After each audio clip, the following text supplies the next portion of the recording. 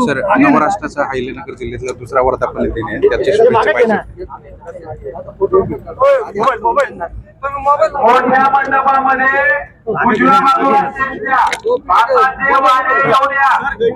दर्शन झालेलं आहे, महाप्रसाद देखील घेतला, काय पहिली गहिनीनाथ गड वारकरी संप्रदायातला एक महत्वाचा गड मानला जातो। श्री संत वामनभाऊ महाराजांनी या गडाच्या माध्यमातून हजारो लाखो लोकांचं जीवन बदललेलं आहे।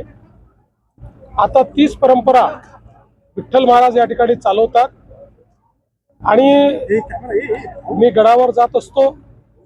मागच्या वर्षी पारगावला नारायणी सप्ताह झाला, त्यालाही गेलो होतो। त्याचवेळी म्हसोबाची वाडी इथल्या ग्रामस्थांनी मला यावर्षीचं निमंत्रण दिलं होतं।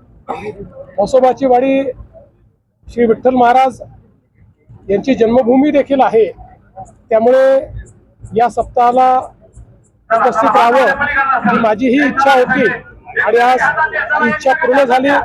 पुन्हा वामन भाऊंचा आशीर्वाद मिळाला आणि प्रसादही मिळाला, मला त्याबद्दल खूप समाधान आहे।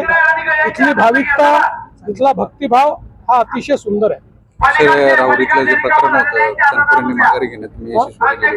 राहुरीचं जे प्रकरण होतं तनपुरेंना माघारी घेण्यात तुम्ही यशस्वी असं आहे की प्राजक्त तनपुरे एक अतिशय चांगले नेते आहेत। त्यांचा मागच्या काळात परफॉर्मन्सही चांगला राहिला आणि म्हणून मी त्यांना विनंती केली आणि त्यांनी ती विनंती मान्य केली, याचा मला अतिशय आनंद आहे। बारामतीची निवडणूक काय सांगा साहेब? मी आज काँग्रेसचे जे अध्यक्ष आहेत हर्षवर्धन सपकाळ यांना विनंती केली होती की बारामतीमध्ये अजितदादांच्या अतिशय दुर्दैवी आणि दुःखद निधनानंतर आता सुनेत्रा वहिनी उभ्या आहेत आणि आपल्या महाराष्ट्राची परंपरा राहिली आहे की अशा वेळी आपण साधारणपणे बिनविरोध निवडणुका करतो। जसं आराराबांच्या निधनानंतर इथे भारतीय जनता पक्षाने आपला उमेदवार उभा केला नव्हता, त्यांना मी विनंती केली, त्यांनी चर्चा करताना मला ते सकारात्मक वाटले, पण अजून आता काय निर्णय झालाय त्याची मला कल्पना नाही, कारण मी कार्यक्रमात होतो। सर, नाशिकमध्ये अतिशय धक्कादायक प्रकार समोर आलाय। त्या ठिकाणी एका कंपनीच्या व्यवस्थापनातील काही लोकांनी धर्मांतराचा काही प्रयत्न केला, काही महिलांचं लैंगिक शोषण देखील नाही, हे अतिशय गंभीर प्रकरण आहे। पोलिसांनी हे उघडकीस आणलेलं आहे आणि या अशा प्रकारच्या एका टेक्नॉलॉजी कंपनीमध्ये ज्या प्रकारे त्यांनी दबाव आणून आणि धर्मांतरण आणि लैंगिक शोषण केलं हे फारच धक्कादायक आहे।